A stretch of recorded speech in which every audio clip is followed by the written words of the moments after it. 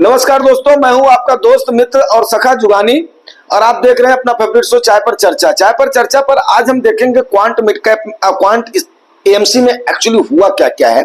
तो quant small cap में आप लोगों को ऑलरेडी मैं बता चुका था, लेकिन जो इसमें डीप एनालिसिस करने की बात तो बनती है। क्यों बनती है? क्योंकि इस पर कई सारे नए जो इन्वेस्टर्स हैं उन्होंने अपना भरोसा जताया है, नंबर एक।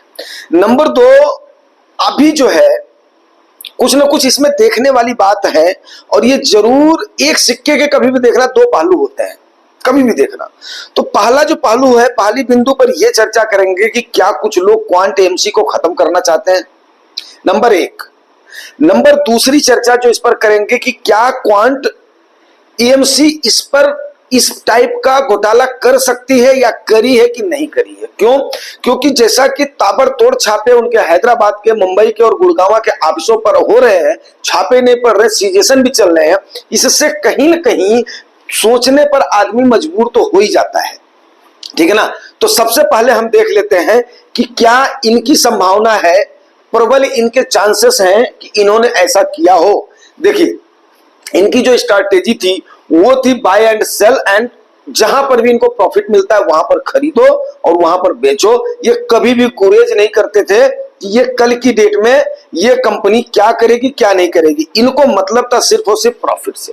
कई सारे लोग इस बात को जानते हो, अगर जो जानते हैं वो जरूर कमेंट करके बताना कि क्वांट फंड हाउस की क्या स्ट्रैटेजी थी काम करने की। बहुत सारे ऐसे होते हैं जो कि वैल्यू ओरिएंटेड करते हैं। वैल्यू ओरिएंटेड में क्या करते हैं, वो खरीद करके उसके बाद में उस पर विश्वास करते हैं। जैसे उसमें मेनली मैं नाम लेना चाहूंगा पराग पारिक का। उन्होंने खरीद लिया, उसके बाद में वो एक बार रिसर्च करते हैं, रिसर्च करने के बाद में खरीद लिया, खरीदने के बाद होल्ड करते हैं, इंतजार करते हैं कि प्रॉफिट हो जाएगा फिर करेंगे। लेकिन क्वांट वाले क्या करते हैं, आज खरीदा, कल ही उनको प्रॉफिट हुआ, कल ही बेच देंगे, परसों कहीं और खरीदेंगे, कहीं और करेंगे। तो सबसे पहला सवाल ध्यान देने वाला है, आगे इस पर आऊंगा, कि ये खरीद फरोख्त ज्यादा करते थे। ये आप नोट कर लीजिएगा, खरीद फरोख्त ये ज्यादा करते थे। दूसरी चीज, अभी सबसे पहले एक ग्लैंस में समझ लेते हैं कि आखिर में फ्रंट रनिंग का आखिर में इतना हो हल्ला क्यों मचा हुआ। फ्रंट रनिंग का हो हल्ला वही है भाई। देखो, मैं आपको बताऊं कि कॉमनवेल्थ में सुरेश कलमाड़ी जी या और कोई, अब जी लगाने से बहुत लोग अभी हमें वो करने लगेंगे, लेकिन अभी क्या है, लगाना पड़ता है भाई, हम अवधी आदमी हैं, किसी को भी असम्मानित वर्ड यूज नहीं करना चाहते हैं, ठीक है ना। मैंने आप लोगों को बताया हुआ था मैं यूपी बस्ती का रहने वाला हूं, तो हमारे यहाँ की लैंग्वेज थोड़ी बड़ी अच्छी है। तो सुरेश कलमाड़ी जी, आपको पता है, राजीव गांधी जी के बहुत अच्छे दोस्त होते थे। तो सोनिया गांधी उनको कभी मना नहीं कर पाई, दोनों, क्योंकि दोनों पायलट होते थे जवानी के दिनों में, और वो उस समय मंत्रालय में थे और उनके ऊपर जिम्मेदारी किसकी थी, कॉमनवेल्थ गेम की जिम्मेदारी थी, कॉमनवेल्थ जेल की जिम्मेदारी थी। आप ये समझ लीजिए, उस समय जो है 5-5 हजार की एक कुर्सी 5-500 की खरीदी गई थी। कैसे? वाया मॉरिशस रूट, उसको मान लो, मैं एक नाम दे दे रहा हूं, मॉरिशस रूट। तो उसमें क्या हुआ कि कई सारी कंपनियां जो इनके या इनके जानने वालों के, इनके चाहने वालों की कंपनियों ने क्या किया कि हम आपको सप्लाई करेंगे। वो सप्लाई के नाम पर, जबकि पैसा इन्हीं के ही करीबियों का या इनका ही पैसा होता था, और वो वहां पर क्या हो जाते थे, अपना डीलर बन करके या वेंडर बन करके उसके बाद में सप्लाई करते थे। अभी एक एक आइटम का इन्होंने इतना दाम लगाया था, जो उजागर हुआ था, जो खेल गांव वगैरह बना था, आप लोगों को पता होगा, उसके जो अमेनिटीज जो अपना खरीदी गई थी, उसमें केवल चेयर्स ही नहीं थी, बाकी सारी अमेनिटीज थी। तो कितने बड़े लेवल का इन्होंने घोटाला कर दिया था उसी खरीद फरोख्त में। तो अब यहां पर सवाल ये उठ रहा है कि आखिर में इतनी बड़ी एएमसी, जिसके पास इतना पैसा, भारी भरकम पैसा मैनेज करना है, और दूसरा यार देखो, सबसे बड़ी बात, अगर इन्होंने किया है, दूसरे पहलू पर भी मैं आऊंगा, ध्यान रखिएगा, अगर इन्होंने ऐसा किया है तो आखिर में ऐसा क्यों?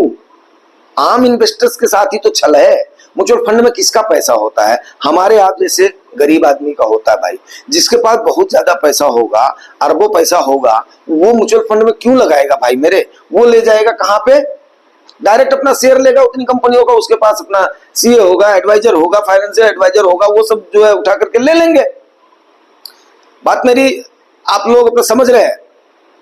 तो अब वो आम इन्वेस्टर का पैसा जो कलेक्टिविटी से इकट्ठा हुआ, अब दोनों लोग एक ही थैली के चट्टे बट्टे को मैं लेकर के तोड़ रहा हूं। कॉमनवेल्थ वालों को उसमें सरकारी अमला शामिल था, अब वहां पर टैक्स पेयर्स का पैसा मान लो, चाहे आपको इनडायरेक्ट टैक्स जो हमसे लेते हैं, सबसे सबसे गरीब से गरीब तबका अगर एक माचिस भी ले रहा है तो वो भी जीएसटी दे रहा है ना भाई, समझिए। तो उन्होंने हर बार किसको, गरीबों का जो है पैसा चूसा, यहां पर भी गरीबों का ही पैसा चूसा गया। इस चीज को ध्यान रखिएगा।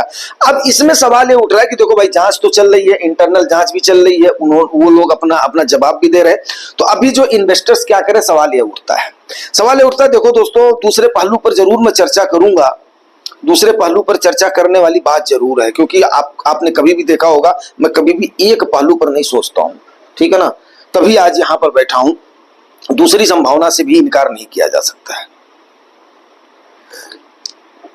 ठीक है।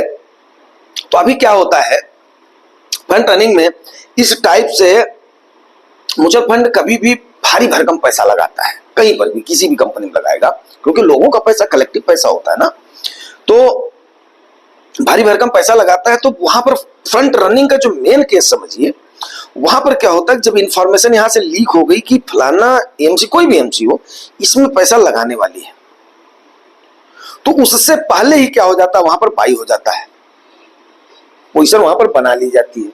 अब वहां पर पोजीशन लगाने के बाद में जब क्वांट वाले इनकी एमसी जब पैसा लगाती है, तो जाहिर सी बात है कि जब वहां पर पैसा आ जाएगा तो उसकी प्राइस बढ़ जाएगी, प्राइस बढ़ जाएगी तो अगला क्या करेगा, उस समय सेल कर देगा। तो मतलब जो भी काम होता है वो आगे आगे होता है, किससे, एमसी से आगे आगे होता है, और वो इन्फॉर्मर बोलो, भेदिया बोलो, गद्दार बोलो, वो इस टाइप से एक्शन कर लेता है और मलाई मलाई काट लेता है। फिर सवाल उठता है कि आखिर में सारे फंड्स क्वांट के रिटर्न कैसे अच्छा दे रहे थे, ये भी सवाल है भाई। अब लोगों से तो क्वांट वाले, देखो जग जाहिर है कि क्वांट वाले, छोटी एमसी थी, जल्दी की एमसी थी, सबका ध्यान इधर ही था कि भाई ये लोग मेहनत कर रहे हैं, ये लोग मेहनत कर रहे हैं, ये लोग रात दिन एक कर रहे हैं, ये लोग पसीना बहा रहे हैं, तब जाकर के इन्वेस्टर्स का फायदा कर रहे हैं। तो मेहनत तो कहीं ना कहीं तो है, तभी तो रिटर्न दिख रहा था। अब इससे दो सवाल उठ रहे हैं कि क्या इससे अभी इन्वेस्टर्स के पैसे पर फर्क पड़ेगा, एनएवी पर फर्क पड़ेगा, प्रॉफिट पे फर्क पड़ेगा, पहला। दूसरा सवाल ये उठ रहा है कि आखिर में अब इन्वेस्टर्स करें तो क्या करें। तो पहला देखो यार, अगर मान लिया इंपैक्ट पड़ेगा, जांच पड़ेगी, तो इसका इफेक्ट तो पड़ेगा पड़ेगा, क्योंकि उसके प्राइस जो उन्होंने होल्ड किए हुए हैं या जिन जिन कंपनियों में पैसा लगा हुआ है वो भी सचेत हो जाएंगे, बहुत सारे लोग वहां से पैसा रिडीम करना शुरू कर देंगे। कितना भी हम लोग समझाएं तो नहीं करेंगे। लेकिन अभी इन्वेस्टर्स को करना क्या चाहिए, दूसरा पहलू है इन्वेस्टर्स को करना चाहिए। इन्वेस्टर्स को देखो भाई, अभी जब तक जांच चल रही तब तक जांच में सहयोग करना चाहिए, क्योंकि मैं दूसरे पहलू पर भी आ रहा हूं तभी मैं बोल रहा हूं। और थोड़ा सा पेशेंस बनाए रखना चाहिए, क्योंकि कहीं पर भी हो ना तो उस समय पेशेंस थोड़ा सा बनाए रखना चाहिए। तुरंत ही रिडेम्पशन पर मैं सलाह नहीं देता हूं। और मैं आपको एक बात बताऊं कि बिल्कुल साफ गोई से बात मैं क्यों कर रहा हूं, मेरे पास क्वांट का एक सिंगल फंड नहीं है। अब आप बोलोगे आपके पास फंड नहीं तभी आप राय दे रहे हो, राय इसलिए नहीं दे रहा हूं क्योंकि आपने एनएवीओ को लिया हुआ है, नेट एसेट वैल्यू किया हुआ है, एसेट को होल्ड करना होता है, ठीक है ना। तो अभी थोड़ा सा पेशेंस आपको रखने की जरूरत है, क्योंकि अगर उनका कर नहीं होगा तो डर नहीं होगा। दूसरी चीज आपको एक बात बताऊं कि अगर इसमें मेन अभी ये देखने वाली बात है कौन कौन से फंड का नाम आता है, पहली चीज। अब क्या इसमें फंड मैनेजर या उससे अपर लेवल के अधिकारी, क्योंकि एक एक फंड का तो एक मैनेजर होगा, लेकिन उनको भी कंट्रोल करने वाले जो हैं, तो क्या इसके अपर लेवल के अधिकारी और फंड मैनेजर इन्वॉल्व हैं? अगर ये इन्वॉल्व हैं तो चिंता वाली बात है, और नाम आते ही अगर ये आ जाता है तो फटाफट उसके बाद में रिडीम करो और दूसरी एमसी में लो। लेकिन बिल्कुल साफ साफ बात जो है, मतलब जो दोस्तों मेरी साफ साफ बात करने का आदत है और साफ साफ आपको बता रहा हूं, अगर टॉप लेवल का इवन फंड मैनेजर भी फंड का इन्वॉल्व है या उससे ऊपर का अधिकारी इन्वॉल्व है तो फटाफट अपना रिडीम कर लो। लेकिन अगर बहुत सारे ऐसे ऑफिस असिस्टेंट होते हैं किसी भी ऑफिस में जो कि लोअर तबका होता है, उसके पास ज्यादा जानकारियां होती नहीं है। हाँ, कुछ ऐसे हो जाते हैं कि मुंहलग्गे हो जाते हैं अधिकारियों के, या मतलब उनके तो क्लर्क लेवल के, प्यून लेवल के, या और कोई ऐसे ऑफिस असिस्टेंट हो गए। अगर उस उस लेवल का इन्वॉल्वमेंट है, तो फिर डरने की कोई जरूरत नहीं है। आप फिर बने रहें, फंड फिर उसके बाद में उठ जाएगा, क्योंकि टॉप लेवल अगर ईमानदार है तो फिर वो संभाल लेगा, सबको संभाल लेगा, जितनी कठिन छटनी करनी होगी, जो भी सस्पेंशन होगा करके चला जाएगा। तो ये तो हो गया। दूसरा पहलू मैंने बताया था, दूसरे पहलू पर भी विचार करना चाहिए हमें, ठीक है, कभी भी। इसीलिए मैंने बोला था दोस्तों, पकड़ होनी चाहिए आपकी, समझ होनी चाहिए आपकी, और आपकी वहां तक सोच भी जानी चाहिए जहां तक कि लोगों की ना जाए, तब जाकर के आप अपना पैसा बचा पाएंगे। दूसरी लेवल की सोच यह है कि देखिए, आपको क्वांट का नाम नहीं आया था, लेकिन इलेक्शन के बाद में अडानी जी का नाम जरूर आया था। इलेक्शन के समय ऑटो में भर भर के पैसा जा रहा है, ऐसा करके आया था कि राहुल जी को वहां पर पैसा दिया जाए। कारपोरेट जगत क्या करता है मुझे नहीं पता है,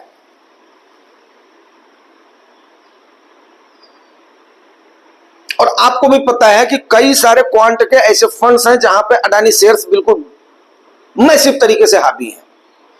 अब वो प्रॉफिट को लेकर के हावी हैं या कैसे हावी हैं?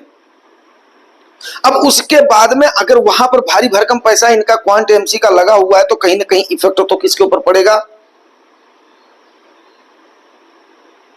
अब आप लोग खुद समझदार हैं। ये मेरा एक आकलन हो सकता है कि देखो, इतना बड़ा छापा, इतना बड़ा सरकारी चीजें, इतना बड़ा हमला, मतलब सरकारी चीजें नहीं कह सकता हूं, लेकिन अगर इतने मैसिव तरीके से हो रहा है, वो भी सेबी डायरेक्ट इन्वॉल्व, जो ताबड़तोड़ छापेमारी हो रही, उस पर जाकर के फिर जो है हमारा हुआ कि यार इतना, तो देखो एएमसी का भी फ्रंट रनिंग आया था, फ्रैंकलिन के ऊपर भी दबाव आया था, और भी एमसीज के ऊपर आया था, लेकिन तब तो इतना स्ट्रांग एक्शन नहीं हुआ था। तब तो बस हाँ ठीक है कर रहे, कार्रवाई कर रहे, जांच कर रहे, नाप रही है, इंटरनल जांच हुई, उसके बाद में सेबी की तरफ से हुई, जो दोषी पाए गए उनको कार्रवाई करके कर दी गई। लेकिन इस प्रकार का सीजेशन, इस प्रकार का ये इतने त्वरित दौर पे नहीं आया था। अभी हुआ था 2023 में हुआ था, एक्सिस वाला हुआ था। भाई देखो, मैं किसी का पक्ष नहीं ले रहा हूं ना, इसलिए बोल रहा हूं कि मेरा पैसा नहीं लगा है, लेकिन उन पहलुओं पर भी विचार करना जरूरी होता है कि कहीं ना कहीं देखो, कोई भी उद्योगपति अगर बर्बाद होता है, मैंने अपनी आंख के आगे बर्बाद होते हुए देखा है, किसको बिल्कुल बुरी तरीके से देखा है। मैं यूपी का रहने वाला हूं, बस्ती का रहने वाला हूं, गोरखपुर से ही शुरुआत हुई थी, किसकी, सहारा की हुई थी, और वन रेलवे के बाद, रेलवे से भी ज्यादा एम्प्लॉयमेंट देने वाला जो है सहारा होता था एक टाइम पर, लेकिन पॉलिटिकल जब उसके ऊपर मतलब जो है खींचतान हुई, ये हुई, तो बर्बाद हो गए। आज की डेट में मेरा भी, मैंने आप लोगों को बताया था 10,000 रुपया मेरा भी अटका हुआ था, आज के टाइम पर वो 50-60 हजार हो गया होता। 2008 में ही, 2007 में ही हमने उसको डाला था। देखते हैं वो मिलेगा कि नहीं मिलेगा, अभी तो इसके ऊपर डिपेंड है, जो है सरकार के ऊपर डिपेंड है। हालांकि लोग उसके लिए कर रहे हैं जिनका जो है, जिनका ज्यादा पैसा है। तो अगर कहीं ऐसा है, थोड़ा भी ऐसा है, शक की गुंजाइश आ रही है, जांच में कहीं पर भी लग रहा है, तो आपका पैसा लगा हुआ, तुरंत आपको क्या करना चाहिए, वहां से रिडीम करके निकल जाना चाहिए। फिर तब इंतजार उंजार करने की जरूरत नहीं है। मींस क्या है, फिर तो इस क्वांट म्यूचुअल फंड को मतलब जो है रूइन करने का। और दूसरा क्या है, कंपटीटर भी इनके बहुत सारे हो सकते हैं, कंपटीटर भी बहुत सारे हो सकते हैं, जो कि सेबी के साथ मिलकर, यस सेबी में भी अधिकारी ही हैं, तो कंपटीटर जो है मिलकर के कर सकते हैं। तो ये जो सारी चीजें हैं, उनको थोड़ा सा जांच को आगे बढ़ने दीजिए, और अपनी मतलब जो है दोनों स्थिति पर आप अपना जो है पुनर्विचार करके रखिए, क्योंकि पैसा आपका, कई लोगों का ज्यादा पैसा भी लगा होगा, कई लोगों का जो कि एक ही उसमें एएमसी में विश्वास रखते, 3-4 फंड ले लेते हैं, तो सारे फंड्स में अगर ले लिया होगा तो समझ को, एक छोटा भी इन्वेस्टर होगा तो उसके भी कम से कम जो है काफी सारे पैसे लगे होंगे, थोड़ा और बड़ा होगा और ज्यादा लगे होंगे, और बड़ा होगा और ज्यादा लगे होंगे। तो इस प्रकार से ये सोचने वाली बात है। अगर सोचने वाली बात है कि नहीं है, वो आप लोग देखिएगा। मैं किसी पर भी कोई आरोप नहीं लगा रहा हूं, कोई प्रत्यारोप नहीं लगा रहा हूं, लेकिन जितनी संभावनाएं हैं इन्वेस्टर्स के हित की, मैं उस पर बात करने की कोशिश कर रहा हूं। बात करने की कोशिश का, ये किसी का बाई या सेल की रिकमेंडेशन नहीं, लेकिन आपको अपना पैसा सेव करने की जरूरत है। सेफ मीन दोनों साइड से आपका पैसा सेफ हो सकता है। या तो आप कहीं जल्दीबाजी में करके, हुआ कुछ नहीं, लोअर लेवल के एम्प्लॉय होंगे 2-4, वो उनकी जो है उनकी अपना कटनी छटनी होगी और वहां पर ही कहानी खत्म हो जाएगी, चलेगा। लेकिन टॉप लेवल का अगर इन्वॉल्व है तो वहां से आपको निकलने की जरूरत है। या अगर जो पॉलिटिकली वो उनके ऊपर किया जा रहा है, तो वहां पर रुकने की जरूरत है। या अगर ये निकल करके आता है कि हाँ भाई ठीक है सब कुछ मतलब जो है और बाकी एमसीज के कंपटीशन में हुआ है तो कंपटीशन वो लोग बीट कर लेंगे। अगर वहां पर चोरी बेईमानी चमारी नहीं हुई है तो समझ लो कि वो चीज हो जाएगी। मीन्स क्या है कि देखो यार, कभी भी जो है ना, अभी हम लोग किसी भी कास्टिज्म से जो है वो हो गए, अपना अपना परे हो गए हैं, ठीक है ना। सबके यहाँ पर आना जाना उठना बैठना सबका हो गया है। लेकिन क्या है, जब आदमी जिस टाइप का कर्म करता है ना तो उस प्रकार से उसको एग्जाम्पल दिया जाता है। आज के टाइम पर क्या कर्म की प्रधानता हमेशा ही रही है, ठीक है ना। अगर कर्म आदमी का सही है तो उसे अच्छा बोला जाएगा, कर्म आदमी का अगर मान लिया गड़बड़ है तो उसे गड़बड़ बोला जाएगा। तो मीन्स क्या है कि चलो अभी देखते हैं। वैसे क्वांट एमसी पर काफी जो ताबड़तोड़ छापेमारी वगैरह चल रही है। और मैं आपको एक बात बताऊं, पर्सनली मैं एक बात बताऊं, जो मेरा बिलीफ है, पर्सनल बिलीफ है जो मेरा, वो बिलीफ मेरा दो लोगों पर पक्का है। एक तो सेबी की जो चीफ है माधवीपुरी बूच मैम, इन पर मेरे को एकदम से भरोसा है। दूसरा यार मुझे भरोसा है फाइनेंस मिनिस्टर पर भी, क्योंकि ये मिनिस्ट्री इसमें जरूर इन्वॉल्व होगी, क्योंकि मतलब जो है फाइनेंस का मामला है। तो उनका भी जो एक्शन है, उनकी जो ऑनेस्टी है, उनकी जो काम करने की क्षमता है, उस पर भी संदेह नहीं किया जा सकता है। तो दोनों नारी शक्ति हैं, वेल मैनेज करना जानती हैं। और मेरे ख्याल से अगर ये लोग दोषी होंगे तो इनको दंड भी मिलेगा और इन्वेस्टर्स की सेफ्टी के लिए भी ये लोग कदम उठाएंगे। ये मेरा अपना पर्सनल बिलीफ है। बाकी किसी के लिए कोई बाई या सेल की रिकमेंडेशन नहीं है, ये सिर्फ और सिर्फ एजुकेशनल और डिबेट पर्पज के लिए मात्र है। कोई भी बाई या सेल की रिकमेंडेशन के लिए आप अपने एडवाइजर से, जो कि सेबी से रजिस्टर्ड हो, उनसे सलाह जरूर लें, या अपनी रिसर्च, ओन रिसर्च आप खुद करें, क्योंकि पैसा आपका है, आपका पैसा है, आपका अपने पैसे के जिम्मेदार हैं, ठीक है ना दोस्तों। और हम तो केवल एक क्या बोलते हैं, आपको जागरूक करने के लिए ही सिर्फ और सिर्फ ये हम ना इसको रखा हुआ। काफी सारी बातें हो गई, अब हम इसको यहीं पर ही देते हैं विराम और मिलते हैं फिर नेक्स्ट सेशन में, ठीक है। Thank you very much.